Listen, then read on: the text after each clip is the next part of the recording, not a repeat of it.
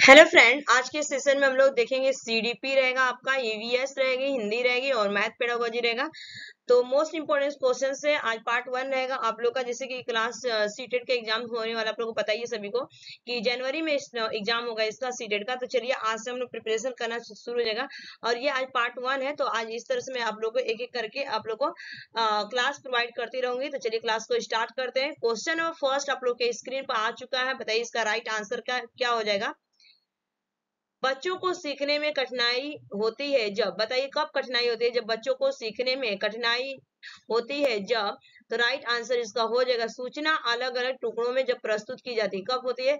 सूचना अलग अलग टुकड़ों में प्रस्तुत की जाती है तब बच्चों को क्या होती है? कठिनाई होती है। तो right answer A is the correct answer. Next question की तरफ बढ़ेंगे हम। संज्ञान एक दूसरे से, मोस्ट इंपोर्टेंट क्वेश्चन है ये, 2018 में पूछा गया था प्रीवियस पार्ट 2 में। अगर मैं बात करूं ये सीडीपी में और ये बार बार रिपीट क्वेश्चंस होते हैं। आप प्रीवियस इसके सारे क्वेश्चन पेपर उठा के देखिए। तो राइट आंसर बताइए संज्ञान एक दूसरे से डैश है। ठीक है, तो जो संज्ञान होते हैं एक दूसरे से क्या होता है? सन्निहित होते हैं। ठीक है, सन्निहित होते हैं, एक दूसरे से सन्निहित होते हैं। तो right answer C is the correct answer होगा। नेक्स्ट क्वेश्चन, निम्नलिखित अवधि में से किसमें शारीरिक वृद्धि एवं विकास तीव्र गति से घटित होता है? पूछा गया है कि मैंने इस 4 ऑप्शन दिया गया है। तो किसमें जो थी आपकी वृद्धि, शारीरिक वृद्धि और विकास बहुत तेजी से होती है। ठीक है, तो ऑप्शन इसका राइट आंसर क्या होगा? आप लोग आंसर दीजिए, फिर मैं बता रही हूँ। तो जो आंसर होगा शैशव अवस्था एवं प्रारंभिक बाल्य अवस्था, ए इज द करेक्ट आंसर होगा। शैशव अवस्था एवं प्रारंभिक बाल्य अवस्था में जो होती है ना, जब बच्चा छोटा रहता है, आप लोग देखेंगे बहुत तेजी से लोग बढ़ते हैं और उनकी जो ग्रोथ होती है बहुत तेजी से बढ़ती है, विकास उनका बहुत तेजी से होता है। तो ये आपके जन्म से लेके 5 वर्ष की अवस्था में, मैंने पेट में अगर मैं बात करूँ यहाँ पे, तो प्रीनेंटल स्टेज में जो होते हैं वो माँ के गर्भ में होते हैं, तभी से उनका क्या होता है? ग्रोथ स्टार्ट हो जाता है और 5 साल तक इतनी तेजी से बढ़ते हैं जैसे देखा होगा आप लोगों ने। तो right answer is the correct answer होगा। उसके बाद चलेंगे नेक्स्ट क्वेश्चन की तरफ। ये रहा नेक्स्ट क्वेश्चन, आप लोग इसके मतलब आंसर दे। निम्नलिखित में से कौन सा विकास का सिद्धांत नहीं है? नॉट क्वेश्चन पूछा गया है और हमेशा आपका इस बार तो आपका ऑफलाइन होने वाला है एग्जाम। अगर मैं बात करूँ तो ऑफलाइन होगा और मोस्ट इंपोर्टेंट है कि आप लोगों को क्या किया जाता है? पूरा बोल्ड करके दिया जाता है, डार्क करके दिया जाता है नॉट। तो पूछा गया कि नहीं है, तो राइट आंसर क्या हो जाएगा? विकास सार्वभौमिक है तथा सांस्कृतिक संदर्भ इससे प्रभावित नहीं करते। क्यों नहीं प्रभावित करते हैं? जो हमारे कल्चर होते हैं बिल्कुल प्रभावित करते हैं यार। ऐसा नहीं ना कि हमारे जो सार्वभौमिक विकास हो वो तो होता ही है, प्लस आपका जो संस्कृति होती है, संदर्भ होते हैं, ये भी हमें क्या करते हैं? प्रभावित करते हैं। तो right answer is the correct answer होगा। नेक्स्ट क्वेश्चन बढ़ेंगे। सतत एवं समग्र मूल्यांकन में क्या शामिल है? सतत एवं समग्र में क्या आपका शामिल किया गया है? सतत एवं समग्र मूल्यांकन में क्या शामिल है? आंसर बताइए। तो option A is the right answer होगा। वृद्धि प्रकार की, विविध प्रकार की रणनीतियों का प्रयोग करते हुए दोनों संरचनात्मक एक संकल्पनात्मक आकलन का प्रयोग करना। ठीक है, संकल्पनात्मक आकलन का प्रयोग होना। तो राइट आंसर क्या होगा? A is the correct answer होगा। नेक्स्ट क्वेश्चन, संज्ञान एवं संवेग के बीच किस प्रकार का संबंध होता है? तो राइट आंसर क्या होगा? जो संज्ञान एवं संवेग के बीच किस प्रकार का संबंध पूछा गया है, रिलेशन पूछा गया है, तो राइट आंसर क्या हो जाएगा इसका? द्विदिशीय दोनों के बीच एक गतिशील पारस्परिक क्रिया होती है। ठीक है, द्विदिशीय होते हैं और दोनों के बीच एक गतिशील पारस्परिक क्रिया होती है। तो राइट आंसर होगा इस क्वेश्चन का, D is the correct answer होगा। नेक्स्ट क्वेश्चन, पुरुष और महिला की भूमिकाओं का निर्धारण समाज करता है, यह कथन बताता है कि, तो क्या बताता है ये कथन? ये पूछा गया है कि जो पुरुष और महिलाओं की भूमिकाओं का निर्धारण समाज करता है, यह कथन बताता है। इसका आंसर दीजिए। तो आंसर हो जाएगा इसका यहाँ पे C is the correct answer होगा। B is the right answer होगा। B is the right answer होगा, सॉरी यहाँ पे। लैंगिकता एक सामाजिक अवतरण। ठीक है, ये आपको भगवान थोड़ी बताते हैं, ये लड़की लड़का, ये जो पुरुष महिलाओं का जो विभेद करता है ये कौन करता है? बताता है समाज, बताता है कि ये, ठीक है, ये लैंगिकता एक तरह से स्टेट्यू टाइप माना जाता है। तो B is the correct answer होगा। नेक्स्ट क्वेश्चन, डिसलेक्सिया किसके साथ जुड़ा है? मोस्ट इंपोर्टेंट क्वेश्चन है यार, बहुत बार ये रिपीट हुए हैं। ठीक है, जितने बार ये जब से पेपर हुआ लग रहा है मुझे, आई थिंक कि ये बार बार रिपीट होते हैं और यहाँ से आने वाला ही रहता है। तो पूछा गया डिसलेक्सिया किसके साथ जुड़ा है, बताइए। तो सभी को पता है कि डिसमिस क्या होता है? बीमारी होती है जो परमानेंट नहीं रहती है, ठीक है, ये टेम्पोररी होती है कुछ टाइम के लिए। और लेक्सिया जो होती है आपका पढ़ने से होती है। ठीक है, तो ये आपका लेक्सिया जो होता है तो पढ़ने से विकार है। ठीक है, पढ़ना विकार है, रीडिंग से होता है, रीडिंग डिसऑर्डर होती है। तो ये ए इज द राइट आंसर इस क्वेश्चन का। नेक्स्ट क्वेश्चन, डैश को प्रतिभाशाली होने का संकेत नहीं माना जाता। डैश को प्रतिभाशाली होने का संकेत नहीं माना जाता। ये भी मोस्ट इंपॉर्टेंट है, इसको भी 3 स्टार मार दीजिएगा। बताइए इस क्वेश्चन का आंसर क्या होगा। तो देखिए रचनात्मक विचार तो बिल्कुल होते हैं, अभिव्यक्ति में नवीनता भी होती है, जिज्ञासा भी होते हैं, लेकिन दूसरों से लड़ना नहीं होता। जो प्रतिभाशाली बच्चे होते हैं वो दूसरों से नहीं लड़ते, उनके पास टाइम की जरूरत है। Right answer B is the correct answer होगा। नेक्स्ट क्वेश्चन, दृश्य की कमी वाले कक्षा 5 ग्रेड का छात्र होना चाहिए। ठीक है, क्या होना चाहिए आप बताइए। जिसमें दृश्य मीन्स क्या होता है, जिसको दिखाई नहीं दे, दिखने में कम हो। ठीक है, तो किस तरह से आपको कक्षा वहां पे होना चाहिए। इसका राइट आंसर अगर मैं बात करूं तो कक्षा में सामान्य रूप से व्यवहार किया जाता है और ऑडियो सीडी के माध्यम से सहायता प्रदान की जानी चाहिए, उनको ऑडियो वीडियो दिखाना चाहिए। ठीक है, तो राइट आंसर क्या होगा यहाँ पे, D is the correct answer हो जाएगा। नेक्स्ट क्वेश्चन, निम्नलिखित में से किस कथन को सीखने की प्रक्रिया की विशेषता के रूप में नहीं माना जा सकता है। निम्नलिखित में से किस कथन को सीखने की प्रक्रिया की विशेषता के रूप में नहीं माना जा सकता है। इसका राइट आंसर बताइए। तो राइट आंसर होगा यहाँ पे शिक्षण संस्थान वही जगह है जहाँ शिक्षण होता है। ठीक है, केवल शिक्षण में नहीं, इंस्टीट्यूट में हम नहीं सीखते हैं, स्कूल में नहीं, हम सभी जगह सीखते हैं। अपने आस पड़ोस से सीखते हैं, दोस्तों से सीखते हैं, फैमिली से सीखते हैं। ठीक है, सभी जगह हम सीखते हैं ना। तो राइट आंसर क्या होगा यहाँ पे, C is the correct. Not question पूछा गया था, तो नॉट वही होगा आपको। ठीक है, नेक्स्ट क्वेश्चन, नेक्स्ट क्वेश्चन का आंसर दे। सीखने का सिद्धांत जो पूरी तरह से और केवल अवलोकन योग्य व्यवहार पर निर्भर करता है, सीखने के डैश सिद्धांत के साथ जुड़ा हुआ है। इसका आंसर जो हो जाएगा आपका किससे, व्यवहार से जुड़ा हुआ है। ठीक है, तो right answer C is the correct answer. Next question, निम्नलिखित में से डैश के अतिरिक्त सभी वातावरणीय कारक विकास को आकार देते हैं, तो किस तरह से आकार देते हैं। तो राइट आंसर क्या होगा, शिक्षा की गुणवत्ता। ठीक है, शिक्षा की गुणात्मकता जो क्या होती है, आकार देती है, तो ये is the correct answer.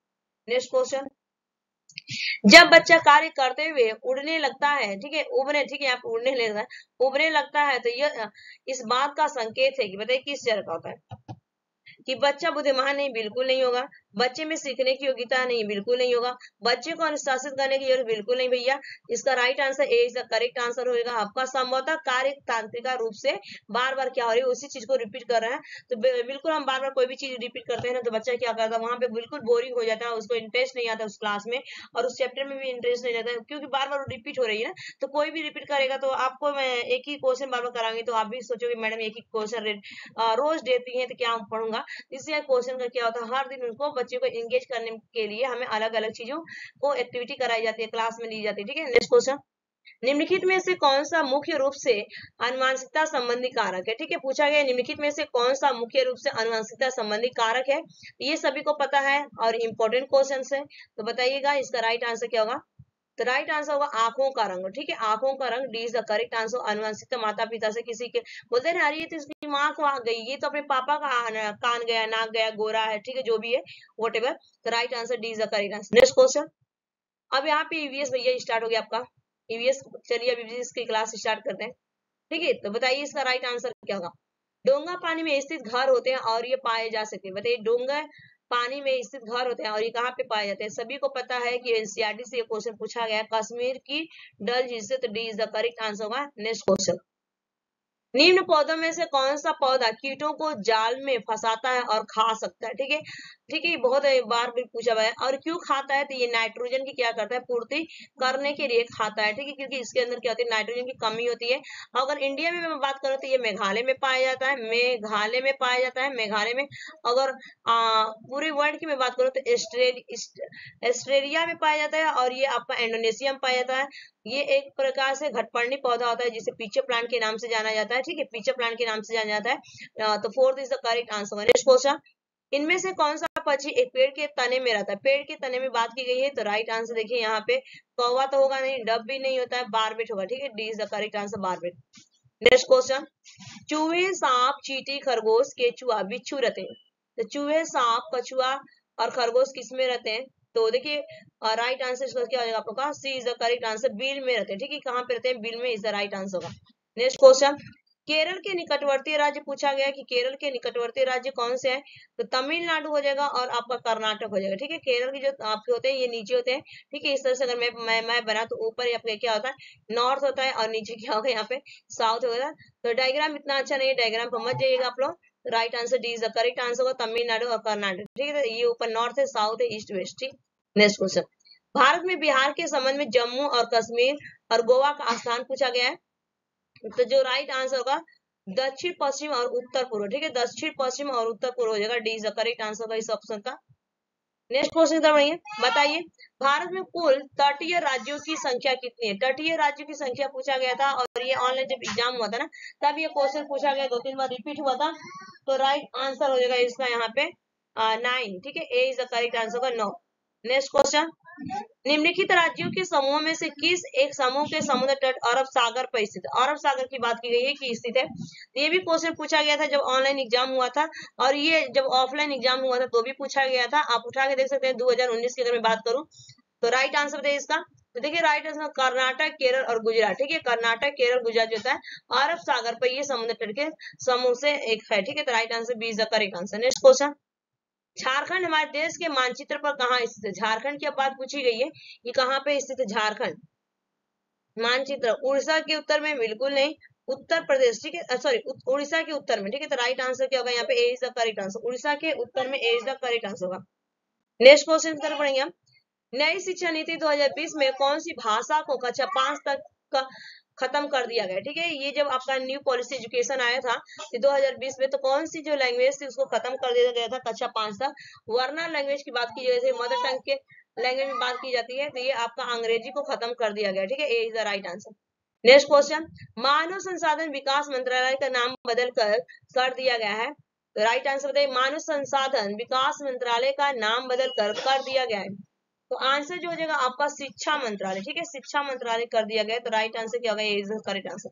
Next question का आंसर दीजिए, भाषा की कक्षा में समाचार पत्र पत्रिकाओं का आयोग यह सुनिश्चित करता है कि, ठीक, तो ये प्रभाव पड़े? बिल्कुल नहीं। ये क्या होता है? बच्चे प्रमाणित लेख, समाचार आदि पर अपनी प्रतिक्रिया देने की क्षमता रहती है, बिल्कुल सही है। तो सी इज द करेक्ट आंसर होगा इस क्वेश्चन का।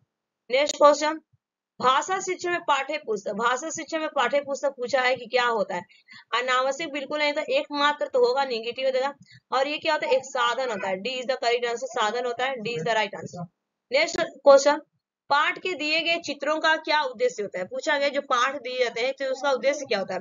तो चित्र अमूर्त संकल्पनाओं को समझने में सहायता करते हैं, बिल्कुल सही होते हैं।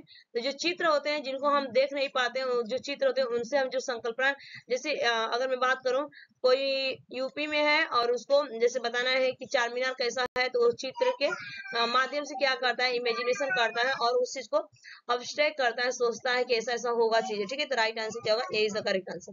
नेक्स्ट क्वेश्चन, प्राथमिक स्तर भाषा की पाठ्य पुस्तकों में किस तरह की रचनाओं को स्थान दिया जाना चाहिए? ठीक है, प्राथमिक स्तर की बात की है, तो आंसर क्या हो जाएगा? ऐसी ऐसी रचनाएं जो बच्चों के परिवेश से जुड़ी हो और जिनमें भाषा की अलग अलग क्या हो? छटाएं हो। तो राइट आंसर बिल्कुल इसका A is the correct, C is the right answer होगा कि अलग अलग छटाएं हो। नेक्स्ट क्वेश्चन, भाषा की पाठ्य पुस्तक का निर्माण करते समय सबसे कम महत्वपूर्ण बिंदु पूछा गया है कि सबसे कम महत्वपूर्ण बिंदु होना चाहिए। तो भाषा की विभिन्न छटाएं बिल्कुल सही है, भाषा की संख्या भी होनी चाहिए, और यहाँ पे विषय वस्तु में वैविध्य होना चाहिए, और अभ्यास में वैविध्य होना चाहिए। तो पाठ्य विषयों की संख्या, तो राइट आंसर यहाँ पे हो जाएगा, सी इज द करेक्ट आंसर होगा, ठीक है। नेक्स्ट क्वेश्चन तो बढ़ेंगे, पत्र पत्रिकाएं भाषा सीखने। देखिए पत्र पत्रिकाएं जो होती है, समाचार होते हैं, आपके मैगजीन्स होते हैं, तो ये क्या करते हैं भाषा सीखने में? एक तरह से देखिए ये साधक होते हैं, ठीक है। अगर राइट आंसर क्या हो इसका? C is the correct answer. Right answer क्या हो? साधक के रूप में ये काम करते हैं, सी। नेक्स्ट क्वेश्चन में चलेंगे, भाषा कक्षा में विभिन्न दृश्य श्रव्य साधनों के उपयोगों का उद्देश्य नहीं है, ठीक है, उद्देश्य नहीं है, नॉट क्वेश्चन पूछा गया है। तो इसमें जो आपको पूछा गया कि नहीं है, उद्देश्य नहीं है, तो सीखने सिखाने की प्रक्रिया में रुचि बनाना बिल्कुल सही है, तकनीक आधुनिक तकनीकों का अच्छा बनाना बिल्कुल सही है, सभी प्रकार के बच्चों की आवश्यकताओं का ध्यान रखना बिल्कुल सही है, लेकिन यहाँ पे विद्यालय प्रमुख के निर्देशों का पालन नहीं कर रहा है। तो राइट आंसर क्या होगा इस क्वेश्चन का? डी, ठीक है। उसके बाद चलेंगे नेक्स्ट क्वेश्चन, पाठ्य पुस्तक की भाषा, ठीक है, ये मैथ्स है, पाठ्य पुस्तक की भाषा क्या हो जाएगा? तो जो पाठ्य पुस्तक की भाषा कैसे होनी चाहिए? बच्चों के घर समुदाय की भाषा से मिलती जुलती होनी चाहिए। कैसे होनी चाहिए? बच्चों के घर एवं समुदाय की भाषा से मिलती जुलती होनी चाहिए। तो right answer A is the correct answer. Next question, Hindi प्रयोग के विविध रूपों को जानने के लिए सर्वाधिक उपयोगी संसाधन हो सकता है, ठीक है। तो इसका राइट आंसर क्या होगा? शिक्षण की विविध विधियों का संपूर्ण ज्ञान होना चाहिए। क्या होना चाहिए? शिक्षण की विधियों का संपूर्ण ज्ञान होना चाहिए। तो राइट आंसर क्या होगा? B is the correct answer. ठीक है, नेक्स्ट क्वेश्चन चलते हैं। प्राथमिक कक्षाओं में रोल प्ले या भूमिका निर्वाह का उद्देश्य होना चाहिए। प्राथमिक कक्षा में अपन ने देखा होगा ना, किसी को राजा बनाया जाता है, किसी को रानी बनाया जाता है, और किसी को गांधी जी बनाया जाता है, किसी को सुभाष चंद्र बोस बनाया जाता है। अलग अलग उनको एक्टिविटी कराई जाती है, तो इनका रोल क्या होता है?